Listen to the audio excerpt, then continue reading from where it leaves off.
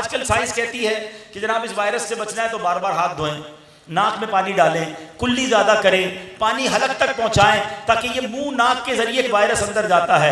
अपने इन 4 आज़ा को ज़्यादा क्लीन रखें, ये बताया जा रहा है। सुभान अल्लाह। अब जो 5 नमाजें पढ़े और 5 बार वुजू करे वो हाथ भी धो रहा है, वो नाक में पानी भी चढ़ा रहा है, कुल्ली करके गरगरा भी कर रहा है, चेहरे को भी धो रहा है, कान का मसा भी कर रहा है। अरे 5 वक्त नमाज पढ़ने वाले जैसा साफ कौन होगा। और सुभान अल्लाह। और सुन्नत पर अमल करो तो हर खाने से पहले हाथ धोना सुन्नत है।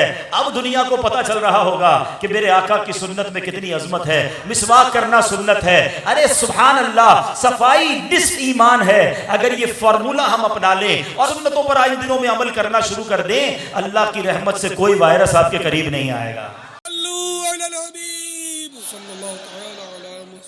मुझे अपनी और सारी दुनिया के लोगों की इस्लाह की कोशिश करनी है।